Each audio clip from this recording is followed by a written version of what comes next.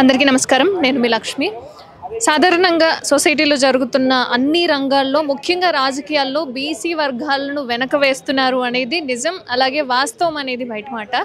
So అసలు BC నాయకులకు ఎంతవరకు న్యాయం జరుగుతుంది, ఏ ఏ వర్గాల్లో రాణిస్తున్నారు ఏంటి అనేది ప్రస్తుతం నాతో పాటుగా బీసీ సంఘ అధ్యక్షులు శ్యామ్ గారు ఉన్నారు. ఒకసారి మాట్లాడదాం. నమస్తే. నమస్తే అమ్మా. సార్, బీసీలకు ఎంతవరకు న్యాయం జరుగుతుంది అంటారు రాజకీయాల్లో? బీసీలకు రాజకీయంగా ఎన్నో సంవత్సరాలుగా అన్యాయమే జరుగుతుంది. బీసీలను కేవలం ఓట్లేసే యంత్రాలుగా మాత్రమే చూస్తున్నారు ఈ రాజకీయ పార్టీలు. ఎన్నో సంవత్సరాలు ఈ రాజకీయం మన అసెంబ్లీలు మొదలైనప్పటి నుంచైనా, చట్టసభలు మొదలైనప్పటి నుంచైనా బీసీలను కేవలం ఓట్లేసే ఆయుధాలుగా మాత్రమే చూస్తున్నాయి ఈ పార్టీలు. సరే, ఇన్ని పోరాటాలు మేము మా బీసీ సంక్షేమ సంఘం నుంచి ఎంతో పోరాటం చేస్తున్నాం. బీసీ హక్కుల గురించి, బీసీలకు రియంబర్స్మెంట్ల గురించి పోరాటం చేస్తున్నాం. ఓవర్సీస్ స్కాలర్షిప్ల గురించి పోరాటం చేస్తున్నాం. బీసీలకు కావాల్సినటువంటి బిల్లుల గురించి పోరాటం చేస్తున్నాం. ఇలా మా పోరాటాల ఫలితంగానే మా హాస్టళ్ళు పెరుగుతున్నాయి, గురుకులాలు పెరిగినాయి. ఇటు మా జాతుల సినన్న ఆధ్వర్యంలో మేము పోరాటం చేసిన ఫలితంగానే ఓవర్సీస్ స్కాలర్షిప్లు వస్తున్నాయి. కానీ ఈ కులగణన గురించి కూడా మేము 2 సంవత్సరాల క్రితము పోరాటం చేసి రాహుల్ గాంధీ గారిని కలిసి మేనిఫెస్టోలో పెట్టిపించి కామారెడ్డి బీసీ డిక్లరేషన్లో మేము రూలింగ్లోకి వచ్చినాక కులగణన చేస్తాం, 42% రిజర్వేషన్ కల్పిస్తామని చెప్పేసి అని వాళ్ళతో మేనిఫెస్టోలో పెట్టిస్తే వాళ్ళు ఆ ప్రకటించడం జరిగింది. దానికి పక్క రాష్ట్ర ముఖ్యమంత్రి మన సిద్దిరామయ్య గారితో ప్రకటించడం జరిగింది.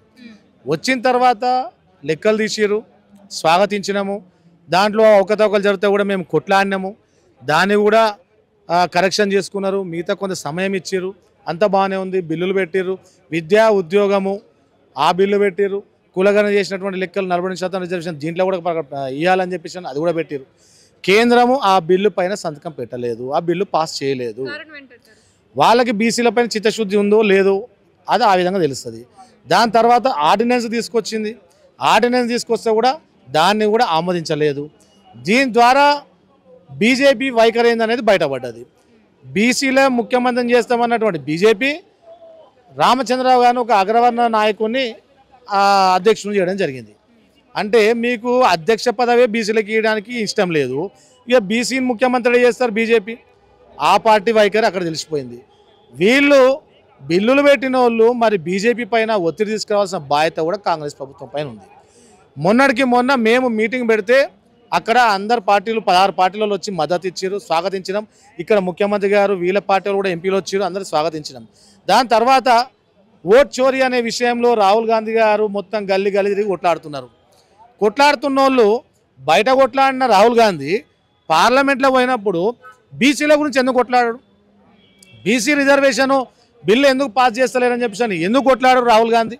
అంటే మీకు చిత్తశుద్ధి లేదా?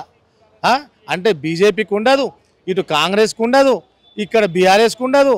అంటే మీరందరూ కుమ్మక్కయ్యి బీసీల రాజ్యం వస్తే, బీసీల రిజర్వేషన్లు వస్తే మా రాజ్యం ఉండదు, మేము ఈ మనుగడ ఉండదు, వీళ్ళే ముఖ్యమంత్రులు అవుతారని చెప్పేసి అని అంతర్గతంగా మీ మనసులలో ఉన్నది అని చెప్పేసి అని మాకు అర్థమవుతుంది. అందు గురించనే ఇప్పుడు కామారెడ్డి డిక్లరేషన్ గురించి కామారెడ్డిలో మీటింగ్ పెట్టబోతుందని చెప్పేసి అని మాకు తెలిసింది కాంగ్రెస్ ప్రభుత్వం. ఆ మీటింగ్ పెట్టే ముందు మీరు ఏం చేసిరు అని చెప్పేసి ఒకసారి ఆలోచన చేసుకోండి. ఫీజు రియంబర్స్మెంట్ బకాయిలు 5,000 కోట్ల నుంచి 5-6 ఏళ్ళ సంది ఉన్నాయి. ఫీజు రియంబర్స్మెంట్ బకాయిలు ఉన్నాయి, అవి విడుదల కావు.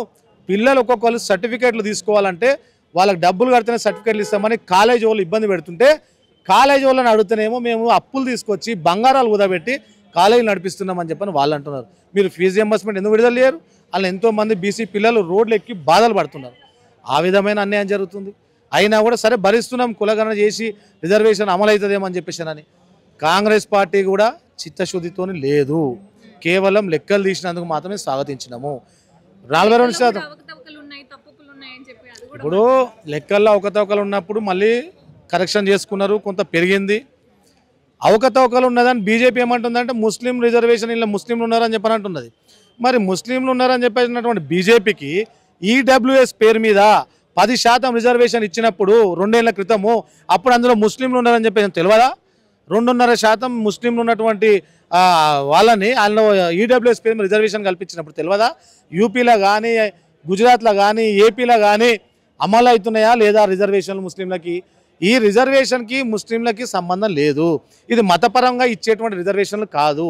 ఏదున్నా కూడా కులాల వారీగా విద్య ఉద్యోగ ఆర్థిక సామాజిక వివక్షతకు గురైనటువంటి కులాలను చూసి వాళ్ళ స్థితిగతులను చూసి కేటాయించేది రిజర్వేషను. అందులో బీసీలు కూడా ఉంటారు, బీసీలలో కూడా ముస్లింలు ఉంటారు, వాళ్ళ లెక్కలకు వస్తుండొచ్చు. అంతే తప్ప ఏదో కుంటి సాకు బీజేపీకి, కుంటి సాకు చెప్పేసి బీజేపీ తప్పించుకుంటుంది, ఒత్తిడి తీసుకురాక కాంగ్రెస్ తప్పించుకుంటుంది, 10 ఏళ్ళు మనం ఏం చేయలే కదా అని చెప్పేసి అని బీఆర్ఎస్ తప్పించుకుంటుంది. అన్ని పార్టీలు కలిసి బీసీలో మోసం చేస్తున్నాయి.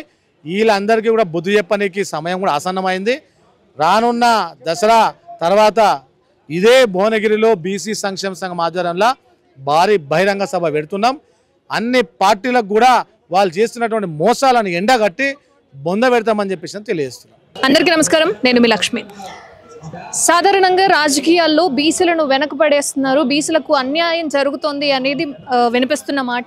ఏ రంగంలో చూసుకున్నా సరే బీసీలను వెనకడుగుగానే ఉంచుతున్నారు. ముందుకెళ్తే ఎక్కడ ఈ ఆధిపత్యం అనేది చలాయించే అధికారం మనకు వస్తుంది అన్న ఉద్దేశంతో, ఎక్కడ మనకి అధికారం దక్కుతుంది అన్న ఉద్దేశంతో ఇదంతా చేస్తున్నారు అని చెప్పి బీసీ సంఘ అధ్యక్షులు మాట్లాడుతున్న మాట. సో అసలు వాళ్ళ ఉద్దేశం ఏంటి, మునుముందు రోజుల్లో ఎటువంటి కార్యాచరణ చేపడుతున్నారు ఏంటి అనేది ప్రస్తుతం నాతో పాటుగా బీసీ సంఘ అధ్యక్షులు విక్రమ్ గౌడ్ గారు ఉన్నారు. ఒకసారి మాట్లాడండి. నమస్తే మేడం. ఈరోజు అన్ని రాజకీయ పార్టీలు బీసీలను కేవలం ఓట్లు బ్యాంక్గానే చూస్తున్నారు. ఎందుకంటే బీసీల హక్కుల కోసం సుదీర్ఘంగా సంవత్సరాల తరబడి మేము పోరాడుతున్నాం. కేవలం ఓట్లేసే యంత్రాలుగానో లేదా ఉత్పత్తి సృష్టించే కులాలుగానే మమ్మల్ని చూసి అనేక అన్యాయం చేస్తారు. ఒకటి, అదేవిధంగా ఈరోజు కాంగ్రెస్ పార్టీ రాష్ట్రంలో అధికారంలోకి రావాలన్నా, మొట్టమొదటిసారి మోడీ గారు బీసీ ప్రధాని చేయాలన్నా బీసీల పాత్ర ఎంతో ఉన్నది. రాష్ట్రంలో వారు కామరేడ్ డిక్లరేషన్ ప్రకటించిన ప్రకారం 420 హామీలు ఇచ్చారు. ఆ హామీల దిశగా మేము ముందుకు పోయాం. హామీల అంశాలపైన మేము ఎన్నో పోరాటాలు చేసిన తర్వాత రాష్ట్ర ప్రభుత్వం ముందుకు వచ్చి క్యాష్ సెన్సస్ చేసిన తర్వాత అసెంబ్లీలో బిల్లు పెట్టి అటు కేంద్రానికి పంపింది. 42% స్థానిక సంస్థల్లో విద్యా ఉద్యోగాల్లో. కానీ ఆ బిల్లును 3 నెలల పాటు అక్కడనే ఆపుకొని మొన్న వర్షాకాలం సమావేశాల్లో కూడా కనీసం ప్రస్తావించకుండా, కనీసం దాన్ని తీసుకురాకుండా బీసీలను మోసం చేసిన పార్టీలుగా బీజేపీ పార్టీ ఉన్నది. ఎందుకంటే వాళ్ళు ఏమంటారు, ఎంతసేపు ముస్లిమ్స్ని అడ్డుపెట్టో లేదా వేరే మతపరమైన రిజర్వేషన్ అంటారు. మీరు రాత్రి దొంగచాటుగా 103వ రాజ్యాంగ సవరణ చేసి తీసుకొచ్చిన అగ్రవర్ణ రిజర్వేషన్లలో ముస్లిమ్స్ 2.7% లేరా? అందులోనేమో ఉండొచ్చు. రిజర్వేషన్ల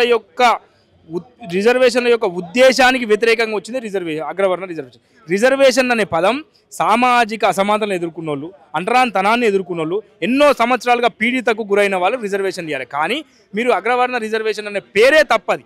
నిజంగా వాళ్ళకి రిజర్వేషన్ ఫైనాన్షియల్ అసిస్టెన్స్ ఇవ్వండి. పోనీ ఇచ్చారు, ఇచ్చిన తర్వాత కూడా అందులో 2.7% ముస్లిమ్స్ ఉన్నారు కదా, వాళ్ళు ముస్లిమ్స్ కాదా? పేద వర్గాల్లో కూలినాలు చేసుకునే వాళ్ళు లేదా దూదేకులలో చిన్న కుల వృత్తులు చేసుకునే ముస్లిమ్స్ బీసీలలో ఉంటే వాళ్ళు 10% అనే అబద్ధపు బూటకపు మాటలు చెప్తున్నారు. కాబట్టి 10% ఎక్కలేదు. నిజంగా 10% ఉంటే కేంద్ర మంత్రి వర్యులకు ఇక్కడ నుంచి మేము సవాల్ విసురుతున్నాం.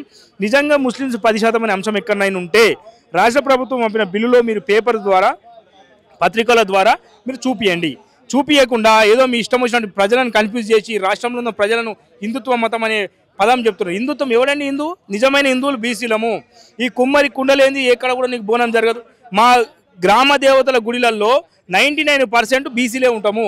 అనేక కుల దేవతలు మా తెలంగాణ రాష్ట్రం తీసుకొని, సౌత్ పరంగా తీసుకొని, ఆంధ్రాలో తీసుకొని మా బీసీ దేవతలే కదా. బీసీలే హిందుత్వాన్ని కాపాడారు, బీసీలే గుడి కడుతున్నారు. ఏ ఊరికి పోయి మీరు మైకు పెట్టినా బీసీ గుళ్ళే ఉంటాయి మీకు ఎక్కువ.